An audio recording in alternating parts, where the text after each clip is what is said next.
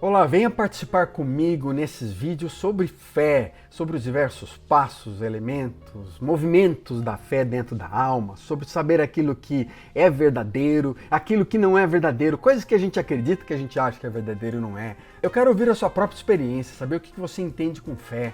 Eu quero falar aqui sobre os vários elementos da fé. A gente acha que essa fé tem uma coisa só, mas ela tem vários aspectos, como eu tenho falado, racionais, espirituais, emocionais. Participe, venha, se inscreva no meu canal.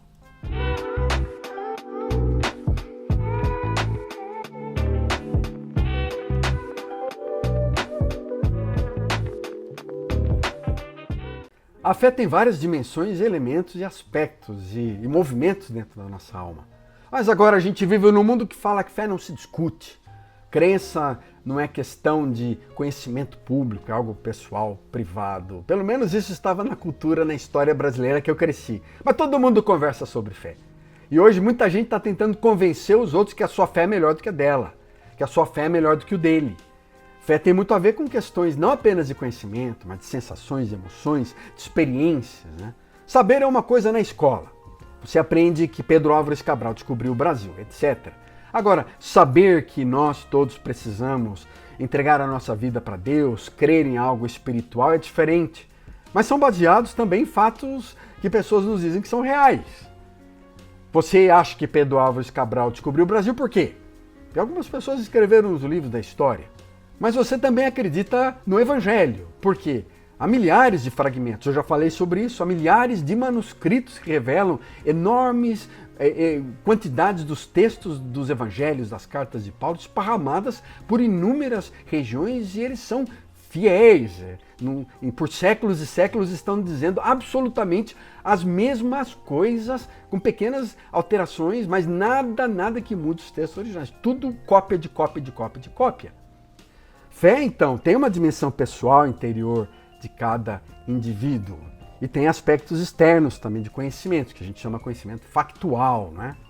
Crer é algo mais. Tem a ver com coisas da nossa alma, do nosso interior, do nosso mundo, aqui. Uma parcela expressiva da sociedade simplesmente rejeita afirmações de que homens como teólogos falam do interior, né?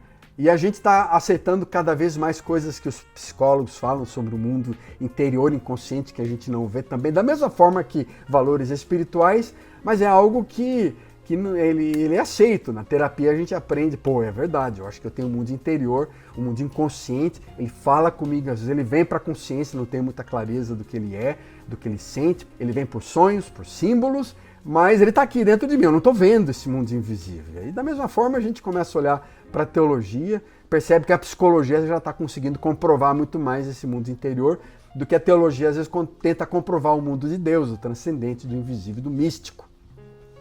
É claro que cada um de nós tem direito de defender sua opinião e classificar como uma verdade pública, conhecimento factual, aquilo que você aceita, aquilo que você crê, aquilo que é. Você fala assim, não é assim.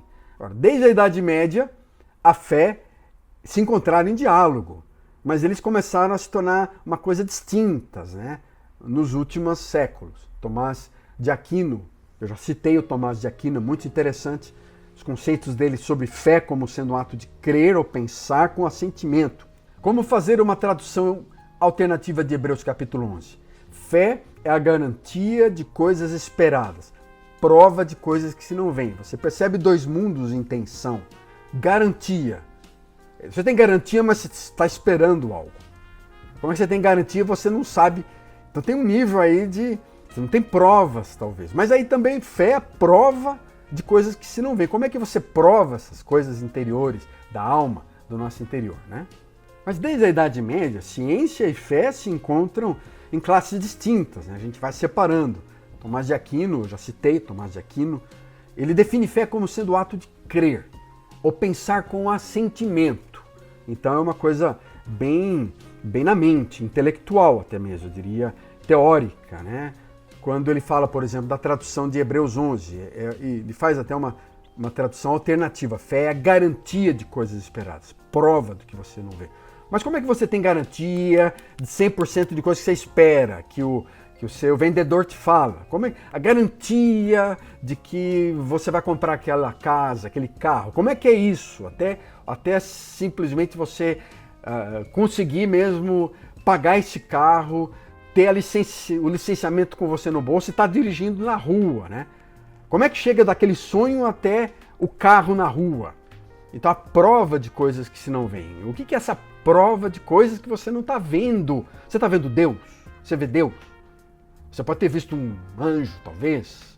Você ouviu uma voz aí na sua cabeça, você ouviu uma voz na igreja, ouviu uma luz especial. Você pode ter sido agraciado com uma visão transcendental. Mas ela não acontece o tempo todo, toda hora. Uma vida da espiritualidade é muito normal, é muito no dia a dia. Como que você fala assim, eu quero ter garantia, prova de coisas que eu não estou vendo? Tomás de Aquino fala de prova quando ele define e distingue fé de opinião. Fé não é uma suspeita, ela não tem um nível de dúvida, coisas que falta essa firme adesão do intelecto ao seu objeto. Então, você tem prova, mas isso não funciona mais hoje. E nunca funcionou, na verdade. Mas é claro que hoje não funciona, né? Você fala de coisas que não vêm. Como é que seu intelecto não vai ter dúvidas? Você não vai ter dúvidas? Eu tenho dúvidas. Eu tenho muitas dúvidas sobre a vida. Eu tenho muitas dúvidas sobre a espiritualidade. Eu tenho 2 doutorados e tenho milhares e milhares de dúvidas espirituais teológicas da minha jornada espiritual, da fé. Eu falo de garantias de coisas esperadas. O Tomás de Aquino faz essa distinção da virtude da fé e da fé. Aí você tem o significado comum, é uma crença geral que visa uma bem-aventurança esperada. Isso não é garantia. Então, é um teólogo que não estava interessado em dizer que a fé se opunha à razão. E ela pode se opor à razão. Mas sim, ele está dizendo assim, mas no final das contas ele tem razão, porque ele está dizendo a fé é outra categoria. O nosso objetivo aqui com a fé não é provar tudo com a razão, com a lógica, com o conhecimento daquilo matemático, né? Todo conhecimento em si, e a própria teologia também faz parte no seu desenvolvimento como ciência do conhecimento humano, das práticas, das matérias, na maior parte das matérias de uma faculdade teológica, no mestrado, no doutorado, você tem que comprovar. Há uma dimensão da teologia que é acadêmica. E há uma dimensão da teologia no dia a dia da igreja que é prática. E a maior parte das igrejas querem, como é que eu faço para melhorar, para crescer? Como é que eu faço para não diminuir? Como é que eu faço para me desenvolver? Como é que eu faço para ter mais dinheiro? Como é que eu faço para não perder membros? Então a gente está muito nesse mundo do como ainda, na teologia prática. É esquecido que para nós tudo faz parte de uma coisa só. Antigos pensadores do século XVII e XVIII falavam disso, por exemplo, o Isaac Newton, Blaise Pascal, não apenas viviam essa mentalidade integralizadora de tudo, todos, na vida, na espiritualidade da fé, mas ele também praticava na astronomia, na medicina, na matemática, na física. Ele não era o cara da igreja simplesmente. O Isaac Newton, o Blaise Pascal, eu não imagino ele simplesmente cuidando de grupo pequeno, liderando o ministério dos homens da igreja dele, medieval do século XVII. Ele estava lá engajado com a astronomia, com as discussões sobre os novos elementos químicos, da química, com questões da matemática. Ele estava lá engajado com problemas altamente teóricos, abstratos da matemática, da física. Então esses caras olham de uma forma não de desconexão, porque há uma desconexão muito grande nas últimas décadas entre a objetividade e a subjetividade. Houve isso por séculos, na verdade. Essa conexão está sendo restaurada. Há uma tentativa de recuperar um pouco mais o nosso pensamento, a nossa vida na prática do Ocidente, algo que ficou desconectado. Por um lado você tem a objetividade, é objetivo, fatos científicos comprovados, não dá para questionar, comprovados com bancos de dados, milhares de bancos de dados. Mas isso é ideal, é ilusório, é até impossível. Frequentemente muitos desses dados comprovados em séculos passados se mostraram hoje completamente errados. Por outro lado, a gente aceita uma série de crenças puramente subjetivas. E a gente é perguntado, o nosso filho pergunta, o nosso vizinho pergunta, o nosso amigo pergunta, a gente fala, não, essa é a minha verdade, pronto, você está errado, você vai para o inferno. Mas é uma escolha sua, da sua igreja. É uma escolha, por isso muita gente não quer saber das igrejas porque se sente ofendido com esse espírito de intolerância, de preconceitos, né? Apesar da era moderna defender a razão, a lógica, o racionalismo, isso aconteceu nos últimos séculos, como critério último para confiança, definitivo para a descoberta da verdade, isso tem sido um instrumento cada vez mais míope, obtuso, quando a gente tenta usar a razão simplesmente para defender a fragilidade humana, a lógica, para definir tudo na nossa humanidade, na nossa vulnerabilidade. O ser humano ele é frágil, ele é vulnerável, fraco, e muitas vezes cruel, ignorante, brutal. Você olha ao redor e você percebe as guerras civis, os genocídios tribais, os holocaustos, atos terroristas de tudo quanto é lado. Num século com grandes guerras mundiais, 2 grandes, enormes e várias outras localizadas, de muita calamidade, tragicidade. E continua esse espírito humano cruel, ignorante, brutal. Mas será que a igreja é diferente? Será que as nossas igrejas são melhores, são diferentes? O que nós podemos fazer realmente para ser igrejas melhores? Para ser gente melhor por causa da nossa confiança? A gente está cheio de modelos de inquisição, de inquisições, de cruzadas em vários séculos. E há vários exemplos modernos de inquisição na forma com que a gente lida uns com os outros. De cruzadas na forma com que a gente pensa e quer tomar posse, quer ter aquilo que pertence a outro. Quer ter gente que pertence a outra comunidade que seja da nossa. A fé frequentemente está baseada em métodos racionais, cunhada às vezes com uma concordância histórica, um entendimento dessa história que já mudou bastante, uma compreensão teórica, um método de sistematizar as ideias e valores também que já mudou e a gente fica ressuscitando métodos e modelos do século XVI, XV, XIV, XIII, sem contudo trazer os valores mais importantes, o que eles simbolizam, como é que eles interpretam e ajudam como lentes para entender o século XXI.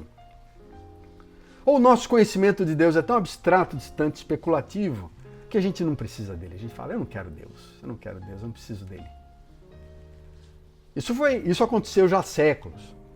Martinho Lutero, durante a Reforma, lá no século XVI, ele já tinha sabedoria para perceber que, apesar da fé ter um elemento muito racional, ele falou, a razão não poderia se prostituir e se tornar a maior inimiga da fé. Olha o que ele fala. Ele está usando a razão para lidar com muitas questões do dia a dia da comunidade, da política, desse momento revolucionário.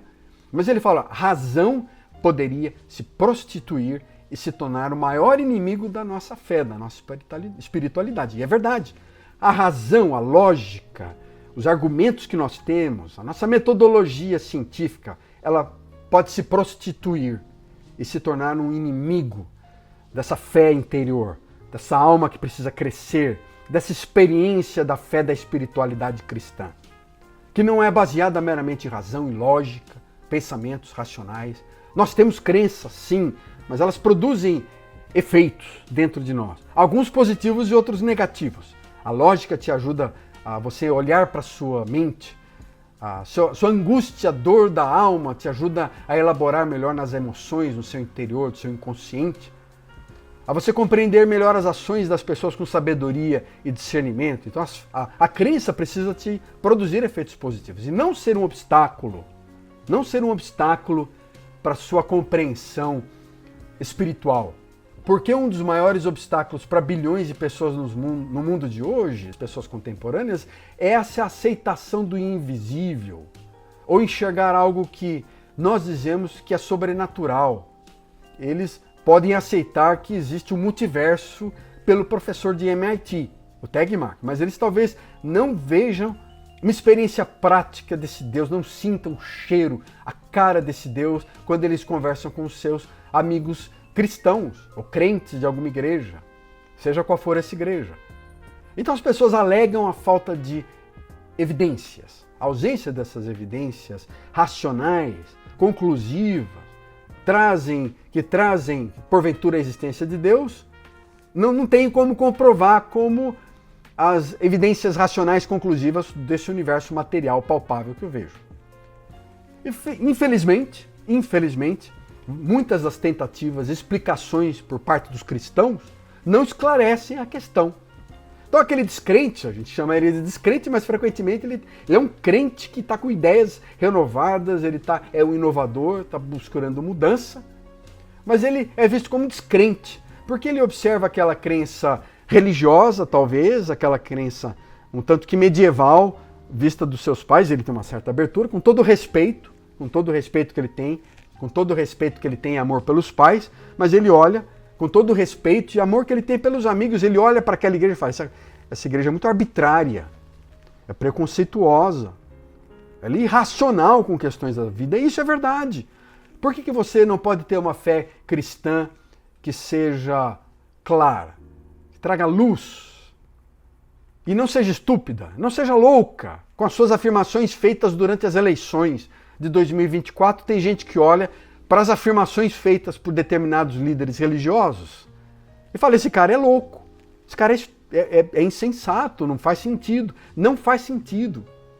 Não seria razoável, então, que nós mesmos, como cristãos, e eu mesmo, e você mesmo, tenha um certo elemento cético dentro de si. Você tenha amigos céticos também. Você pode dizer que seu quarto está cheio de fadinhas, que habitam milhares de fadinhas coloridas estão morando dentro do seu quarto. E você está vendo isso, e são belas e brilhantes. Você fala para o seu vizinho, você fala para a sua vizinha, vem aqui sentir o cheiro, a alegria que essas fadinhas dão para você.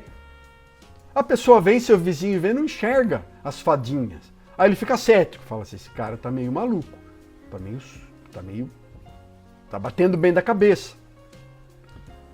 Mas aí você fala para ele deveria acreditar, ele deveria ter fé nas fadinhas. Eu tô vendo, tem gente que vê, gente, o pozinho das fadinhas sobre eles. E aí seu vizinho olha você e você fala do pozinho lá de ouro que desce sobre a sua igreja e que todo mundo mudou. Você quer ver? Então vai observar. Não precisa acreditar em tudo. Mas quem sabe lá talvez você tenha um encontro com Jesus Cristo, que essa é uma coisa diferenciada. Você sente uma visitação mexendo na sua alma e isso faz sentido para você. Mas a minha crença vai afetar as relações com as pessoas para o bem e para o mal. É isso que eu estou dizendo. Você pensa que essa é uma ilustração absurda demais das fadinhas, né? Mas em que mundo você vive? Será realmente? Olhe para a história da humanidade. Olhe para a história das pessoas religiosas no mundo inteiro. Qualquer um vai chegar à conclusão de que há certos casos notórios, muitos casos, na verdade, religiosos, malucos, doidos, com uma versão particular de crença louca. E muitos deles recusaram o tratamento científico, médico para os seus filhos, recusaram vacinar suas crianças até. No caso atual, eu não quero ofender você, mas quem olha de fora fala, eu não entendo isso. Por quê? Tem religião que deixa as pessoas serem mordidas por cobras venenosas. Outras que as pessoas sejam crucificadas para serem parecidas com Jesus.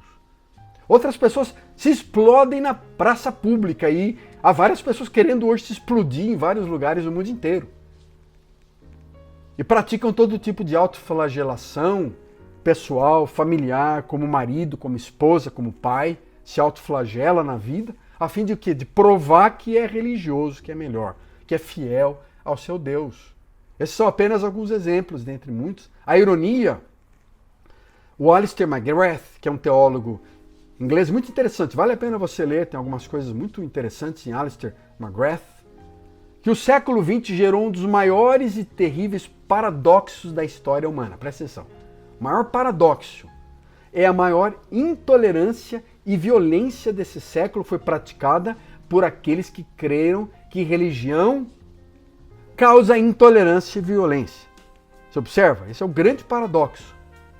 A intolerância, a violência daqueles que falam que são pela paz. A intolerância e violência daqueles que falam que são amigos de Deus.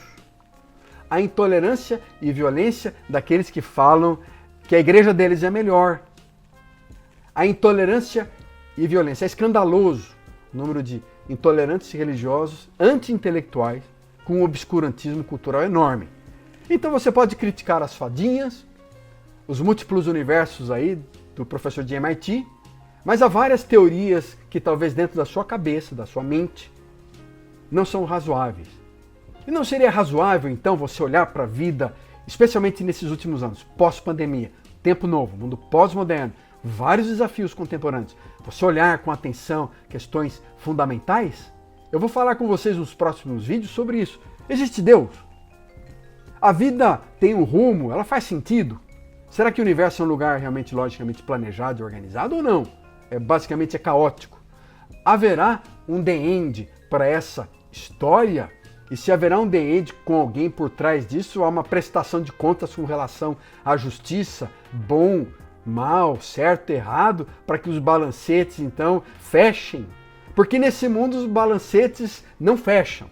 Certo e errado não fecha. Eu vou esperar ver você no próximo vídeo. Comente, participe, se inscreva no meu canal.